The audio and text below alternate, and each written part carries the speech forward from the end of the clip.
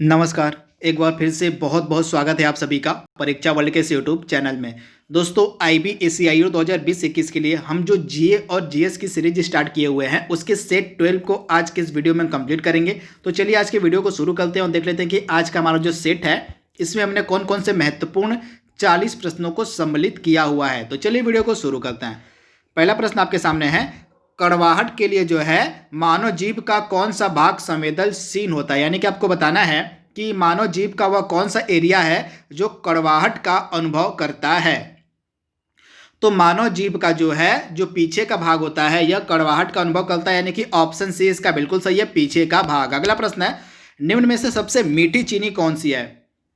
तो सबसे sweetest sugar यानी कि सबसे मीठी चीनी होती है फ्रक्टोज, यानी कि ऑप्शन ए इसका बिल्कुल सही है, फ्रक्टोज। अगला प्रश्न आपके सामने है, लौंग क्या है। तो लौंग जो है फूल की कली होती है, यानी कि ऑप्शन जो इसका डी है बिल्कुल सही है, फूल की कली। अगला प्रश्न है, फलियां जो हैं यह अत्यधिक पौष्टिक होती हैं। तो आपको बताना है फलियों में प्रचुर मात्रा में क्या मिलता है। तो फलियों में सबसे अधिक मात्रा में प्रोटीन देखने को मिलता है, यानी कि ऑप्शन बी इसका बिल्कुल सही है, प्रोटीन। अगला प्रश्न है, एक नाटक है जिसका नाम है कादम्बरी, इसके लेखक आपको बताना है। तो कादम्बरी की जो रचना है यह की गई थी बाण भट्ट के द्वारा, यानी कि ऑप्शन ए इसका बिल्कुल सही है, बाण भट्ट। अगला प्रश्न है, दिए गए नाटक में से जो इसमें से कौन सा नाटक है जिसकी रचना हर्षवर्धन के द्वारा नहीं की गई थी। तो हर्षवर्धन एक सम्राट होने के साथ साथ एक महान लेखक भी था। इसके द्वारा कुछ प्रसिद्ध नाटक लिखे गए थे, जिनमें से जो है इसके प्रसिद्ध 3 नाटक हैं, रत्नावली, प्रियदर्शिका और नागानंद। तो ये 3 फेमस नाटक हैं किसके, तो हर्षवर्धन के, तथा हर्षचरित्र जो है इसकी रचना की थी बाण भट्ट ने। तो आप इसे याद रखिएगा, हर्षचरित्र की जो रचना है यह बाण भट्ट के द्वारा की गई थी और बाकी 3 रत्नावली, प्रियदर्शिका और नागानंद इनकी रचना हर्षवर्धन के द्वारा की गई थी। अगला प्रश्न है, हर्ष द्वारा आयोजित कन्नौज सभा किसके सम्मान में की गई थी। तो हर्ष के द्वारा जो कन्नौज सभा की गई थी यह वेन सॉन्ग के सम्मान में की गई थी। तो ऑप्शन सी इसका बिल्कुल सही है, वेन सॉन्ग के सम्मान में जो है हर्ष द्वारा जो है कन्नौज सभा का आयोजन किया गया था। यह जो वेन सॉन्ग था यह चीन का यात्री था तथा यह हर्षवर्धन के शासनकाल में भारत आया हुआ था। अगला प्रश्न है, वायुमंडलीय दाब को हम किससे मापते हैं। तो एटमॉस्फेरिक प्रेशर यानी कि वायुमंडलीय दाब को मापा जाता है बैरोमीटर से, यानी कि ऑप्शन ए इसका बिल्कुल सही है, बैरोमीटर। अगला प्रश्न आपके सामने है, अमीबा कितने कोशिकी जीव मतलब कितने कोशिका वाला जीव होता है, आपको बताना है। तो अमीबा जो होता है यह एक कोशिकी जीव होता है, यानी कि ऑप्शन ए इसका बिल्कुल सही है, एक कोशिकी जीव। अगला प्रश्न है, नागालैंड जो है यह भारत का विधिवत राज्य कब बना था। तो नागालैंड जो है यह भारत का विधिवत राज्य बना था सन 1963 में। ऑप्शन जो इसका ए है बिल्कुल सही है, सन 1963 में जो है नागालैंड जो है भारत का एक विधिवत राज्य बना था। अगला प्रश्न आपके सामने है, किस मुगल शासक ने चित्रकारी के लिए कारखाने बनवाए थे। तो चित्रकारी के लिए जो कारखाने हैं ये बनवाए थे जहांगीर ने। जहांगीर का जो टाइम पीरियड था मुगल काल में यह चित्रकला का स्वर्ण युग कहा जाता है। आप याद देखिएगा, चित्रकला का जो स्वर्ण युग था यह जहांगीर के टाइम पीरियड को कहा जाता है, वहीं और शाहजहां के टाइम पीरियड को हम स्थापत्य कला का स्वर्ण युग कहते हैं। तो दोनों आपको याद रखना है। अगला प्रश्न है, मुख्यमंत्री की नियुक्ति कौन करता है। तो चीफ मिनिस्टर यानी कि मुख्यमंत्री की जो नियुक्ति है यह की जाती है और राज्यपाल यानी कि गवर्नर के द्वारा, यानी कि ऑप्शन ए इसका बिल्कुल से जो राज्य का राज्यपाल होता है वह मुख्यमंत्री की नियुक्ति करता है, ऑप्शन ए इसका बिल्कुल सही है। अगला प्रश्न है, रेफ्रिजरेटर में कौन सी गैस भरी जाती है। तो रेफ्रिजरेटर में कौन सी गैस होती है, तो फ्रियॉन, यानी कि ऑप्शन ए इसका बिल्कुल सही है, फ्रियॉन जो गैस होती है यह रेफ्रिजरेटर में मिलती है। अगला प्रश्न है, इलेक्ट्रॉन का खोजकर्ता आपको बताना है। तो इलेक्ट्रॉन का खोज करता है जे थॉमसन, यानी कि ऑप्शन ए इसका बिल्कुल सही है, जे थॉमसन के द्वारा जो है इलेक्ट्रॉन की खोज की गई थी। अगला प्रश्न आपके सामने है, निम्न में से किस हड़प्पन नगर में जो है जूते हुए खेत के निशान मिले हैं। तो जूते हुए खेत के जो साक्ष्य हैं ये मिले थे और कालीबंगा से, यानी कि ऑप्शन ए इसका बिल्कुल सही है, कालीबंगा से जो है जूते हुए खेत के साक्ष्य मिले थे। अगला प्रश्न है, रविंद्रनाथ टैगोर के द्वारा जो है भारत के राष्ट्रीय गान के अलावा किस अन्य देश का राष्ट्रीय गान लिखा गया है। तो बांग्लादेश का राष्ट्रीय गान लिखा गया है रविंद्रनाथ टैगोर के द्वारा। बांग्लादेश का राष्ट्रीय गान जो था अमार सोनार बांग्ला, इसको किसने लिखा था, तो रविंद्रनाथ टैगोर ने लिखा है। अगला प्रश्न है, हीटर का तार किस चीज का बना होता है। तो हीटर का जो तार होता है यह नाइक्रोम से बनता है, यानी कि ऑप्शन ए इसका बिल्कुल सही है, नाइक्रोम। अगला प्रश्न है, लोहे पर जंग का लगना मतलब मान लीजिए लोहे पर जब जंग लग जाती है उसके भार में क्या परिवर्तन होता है। तो लोहे पर जंग लगने से जो उसका भार होता है वह बढ़ जाता है, यानी कि ऑप्शन ए इसका बिल्कुल से ये बढ़ता है। अगला प्रश्न आपके सामने है, विश्व का जो सबसे बड़ा नदी द्वीप है माजुली नदी द्वीप, यह असम के किस जिले में है? तो जो माजुली द्वीप है यह असम के पतालपुरी जिले में है, यानी कि ऑप्शन ए इसका बिल्कुल सही है। तथा यह किस नदी पर है? तो यह ब्रह्मपुत्रा नदी पर है, इसे भी आप याद रखिएगा। अगला प्रश्न है, ध्वनि की चाल अधिकतम किसमें होती है? तो ध्वनि की जो चाल है अधिकतम मिलेगी आपको स्टील में, यानी कि ऑप्शन ए इसका बिल्कुल सही, स्टील में जो है ध्वनि की अधिकतम चाल देखने को मिलती है। अगला प्रश्न आपके सामने है, किसे जो है भविष्य की धातु कहा जाता है?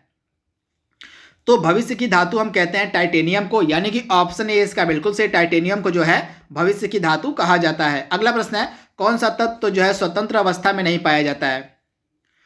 तो दिए गए ऑप्शंस में से कौन सा तत्व है जो स्वतंत्र अवस्था में नहीं मिलेगा? तो सोडियम, यानी कि ऑप्शन बी इसका बिल्कुल सही, जो सोडियम है यह स्वतंत्र अवस्था में नहीं देखने को मिलता है, यानी कि ऑप्शन बी इसका बिल्कुल सही है। अगला प्रश्न है, दिल्ली का सुल्तान मतलब दिल्ली की जो सुल्तान थी रजिया, वह किसकी बेटी थी?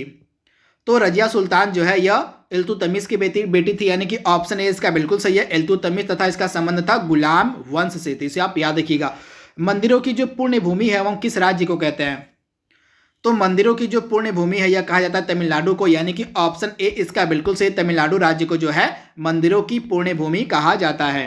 अगला प्रश्न है, निम्न में से किस भारतीय दर्शन ने जो है परमाणु सिद्धांत का प्रतिपादन किया था? तो परमाणु सिद्धांत का जो प्रतिपादन किया गया था वैशेषिक के द्वारा, यानी कि ऑप्शन डी इसका बिल्कुल सही है, वैशेषिक। अगला प्रश्न है, भारत का मैनचेस्टर हम किसे कहते हैं?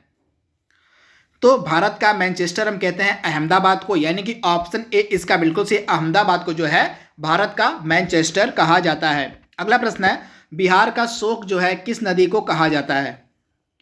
तो बिहार का शोक हम कहते हैं कोसी नदी को, यानी कि ऑप्शन ए इसका बिल्कुल सही है, कोसी नदी। अगला प्रश्न है, भारतीय फिल्म अभिनेता शत्रुघ्न सिन्हा किस राज्य से संबंधित हैं? तो बिहार राज्य से संबंधित है शत्रुघ्न सिन्हा, यानी कि ऑप्शन ए इसका बिल्कुल सही है, बिहार राज्य। अगला प्रश्न है, अलीगढ़ किस उत्पाद के लिए मशहूर है?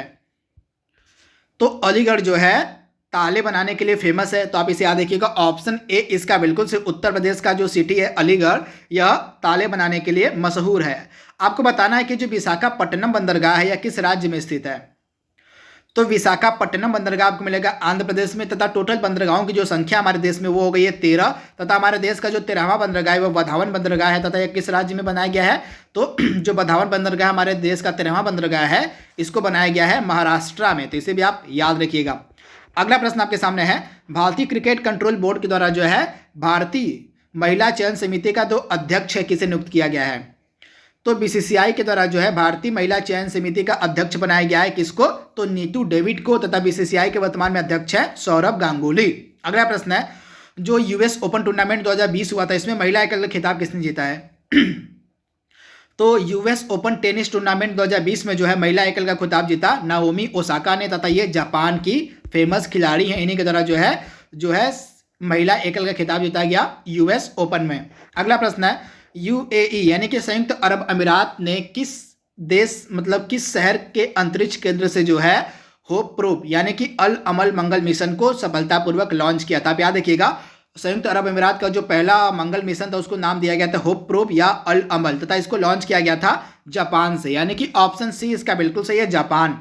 अगला प्रश्न है, केंद्रीय खाद्य प्रसंस्करण जो मंत्री हमारी थी हरसिमरत कौर बादल, अब इन्होंने रिजाइन दे दिया। आप देखिएगा, अब इन्होंने अपने पद से इस्तीफा दे दिया है।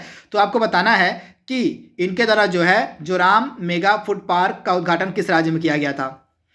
तो इनके द्वारा जो है मिजोरम राज्य में जोराम मेगा फूड पार्क का उद्घाटन किया गया था, तो ऑप्शन सी इसका बिल्कुल सही है। तथा अब ये केंद्रीय खाद्य प्रसंस्करण मंत्री नहीं है, तो आप इसे याद रखिएगा, तथा कमेंट बॉक्स में बताइए कि वर्तमान में हमारे केंद्रीय खाद्य प्रसंस्करण मंत्री कौन है, इसको कमेंट बॉक्स में आपको बताना है। अगला प्रश्न है कि सोशल मीडिया प्लेटफॉर्म में इट्स बिटवीन यू अभियान शुरू किया है? तो इट्स बिटवीन यू अभियान को शुरू किया गया है व्हाट्सएप के द्वारा, यानी कि ऑप्शन डी इसका बिल्कुल सही है, व्हाट्सएप। अगला प्रश्न है, किस देश ने सफलतापूर्वक ओफेक्स 16 नामक अपना जासूसी उपग्रह लॉन्च किया? तो ओफेक्स 16 किस देश का जासूसी उपग्रह है? तो इजराइल का यह जासूसी उपग्रह है ओफेक्स 16, यानी कि ऑप्शन जो इसका बी है बिल्कुल सही है।